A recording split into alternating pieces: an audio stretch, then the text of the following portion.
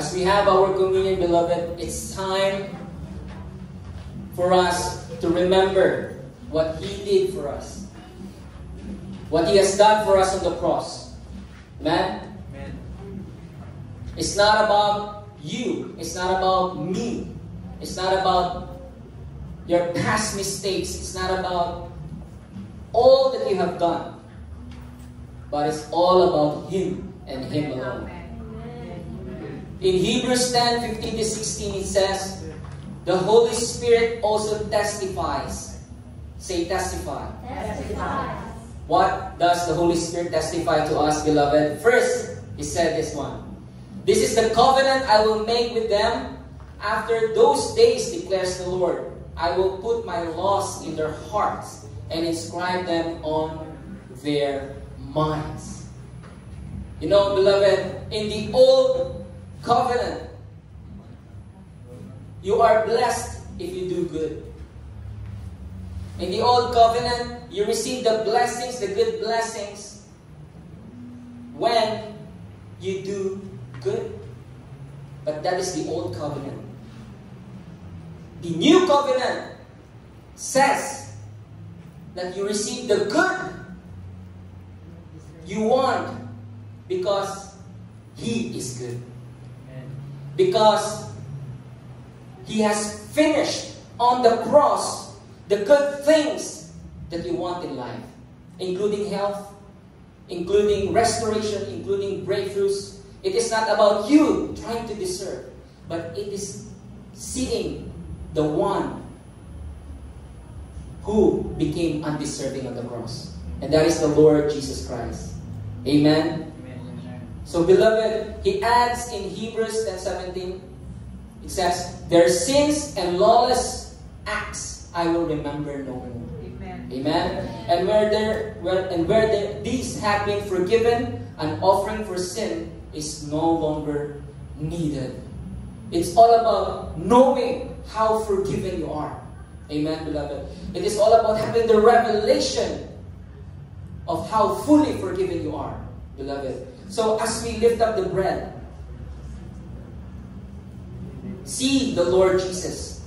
See how He, who was deserving, became undeserving because He carried all our undeservedness, all our sins, all our iniquities.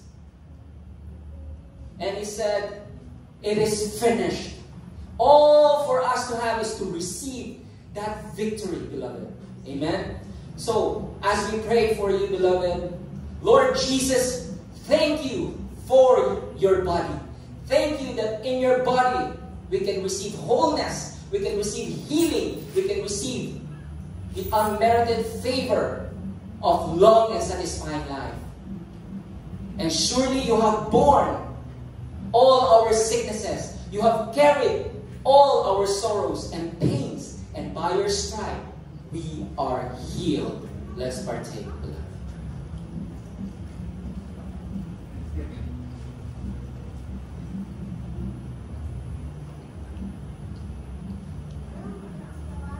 As we lift up the cup, beloved, it says that we have been forgiven. Say forgiven.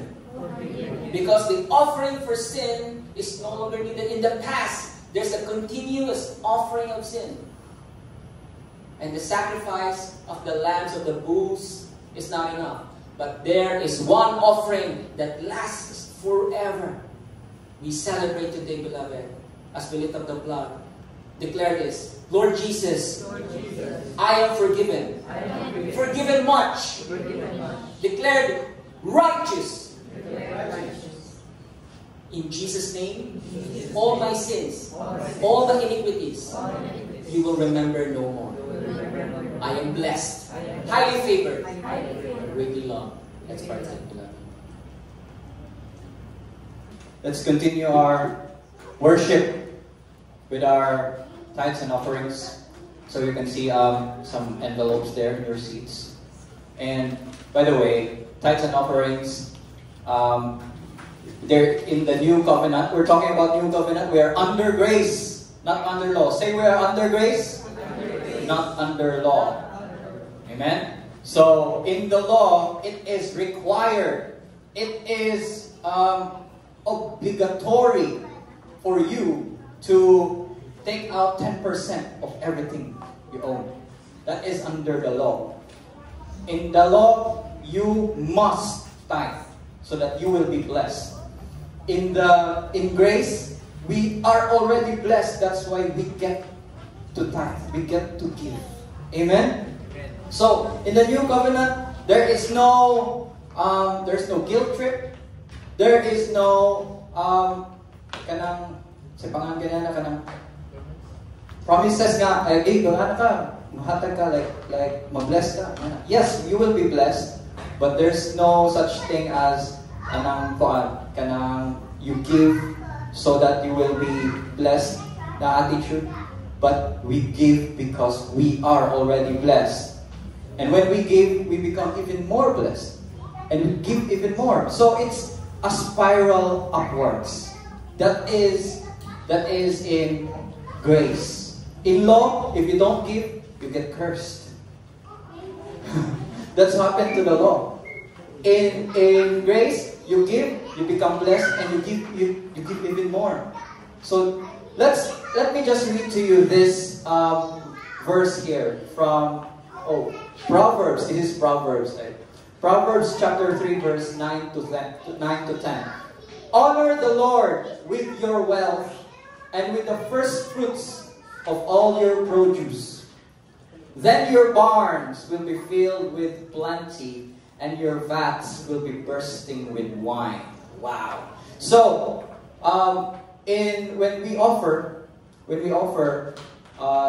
10%, for example, if you have decided in your heart, if the Lord moved you to give a certain percentage of all your wealth to the Lord, does it mean that it's already done? No. Does it mean that since, Lord, I already give you the 10%, I can do anything I want with my 90%? Is it like that? No. Actually, if you read this one, the verse 9, honor the Lord with your wealth. Honor the Lord with your wealth and the first fruits. So, tag-una ang honor the Lord with your wealth. What does it mean? What you do, yes, you gave the Lord your 10%. You gave to the church. You gave to the Lord. But what do you do with your 90% is what determines everything as well. What do you do? What do you buy? What do you use your 90% even for the glory of God? That's it. Use your money to glorify God. Amen? If you have a job, if you have a work as though you are working for the Lord. If you have a business, do it as to the Lord. Amen? That's how you glorify God, even with your 90%, even with the money that you keep. Use it for the glory of God. Amen? But for the money that you do give, this is what God will also make holy. If the portion is holy, then the whole batch is holy. Amen? So the offerings that you will give will be used for the furtherance, the pure gospel of grace, to bring more people to Jesus, to bring more people to salvation, and to more people to hear the word of God. Amen? So, let's lift up our offerings and give thanks to the Lord for all the goodness that He has given to us. It is the Lord who gives us the ability to make wealth and opportunities as well. So everything comes from Him. Everything comes from Him. Actually, He doesn't need anyone's money. He just needs your heart. So that means that it's not about how much you give. It's about how happy you give it. That's what the Lord is after your heart. Amen? Amen. So, let's give thanks. Lord, thank you for the resurrection life, for the health that you've given to us, for the salvation, for the joy that you have planted in our hearts. And because of this, I am able to overflow and give for the furtherance